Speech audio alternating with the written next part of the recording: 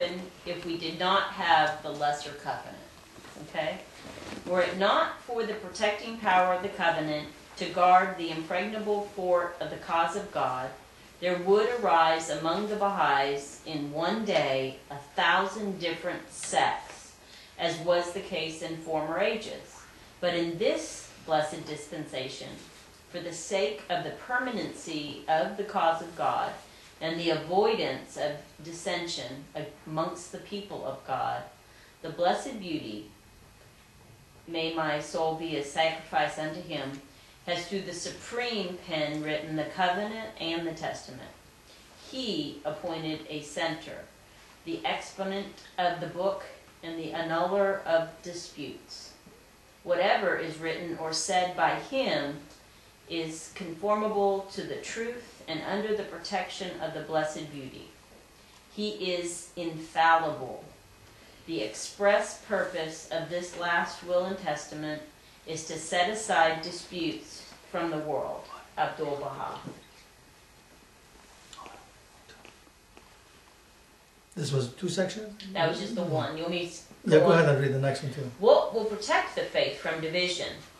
What he considers, however, to be now of the utmost importance is for the believers, each and all, to cling firmly to the provisions of our beloved Master's will and testament, as by this means alone, for the unity of the cause in its safe and speedy growth can be maintained, safeguarded, and ensured.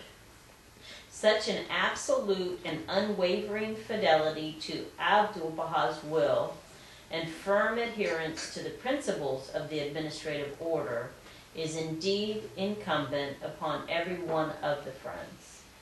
Without any distinction whatsoever, upon this basis alone, the faith can be safeguarded and flourish.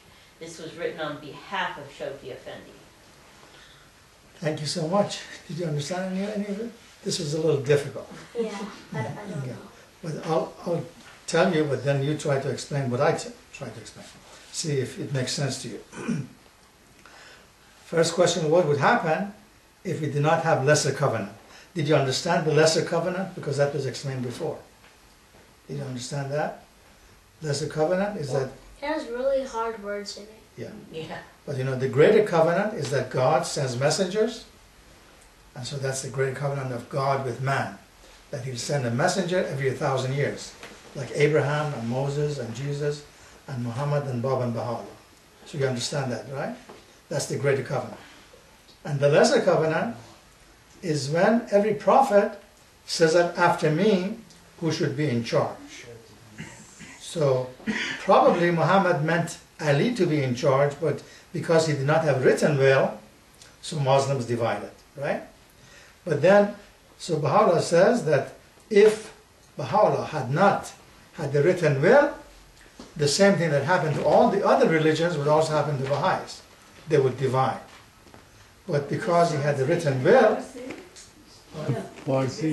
No, it's a kind of Farsi. First, but you see, this explaining is like Farsi because Forutan understands it, then others understand. But that's another class. That's another, you know, I forgot about the other class. پس این قسمت اینجا الان دیگه همه فهمیدن ولی باز فارسیش هم میگه. این بحث اینه که اگر هست به حالا میفهمن که اگر که این عهد و میثاق کوچیک نبود چی میشد؟ بعد میفهمن که مثل همه ادیان که شق شدن هزارها، بهائی‌ها هزارها میشدن. اینو میگن که بهائی‌ها هزارها میشدن، بعد از مسلمانان 72 تا شدن، نه؟ ولی چرا میفهمن هزارها شد میشن؟ I'm thinking that's my understanding که ممکنه برای اینکه الان که وقت آزادی هست، هر اینقدر کتاب هست، هر کسی یه سازی میزنه دیگه، آزادی. همین بحثی که دوست چند هفته پیش بایسنده داشتیم. آزادی کامل، هر کسی یه سازی میزنه. پس ما هم همینجور میشدیم. پس برای من خوشبختانه چون که نوشته دارن اینطور نشد. سوال بعد این که what would protect the faith from division؟ همین وصیت‌نامه مشخص که هست حالا هست ابوبها و هست ابوبها داشتن، این باعث این شد که دیانت بهایی شق نشه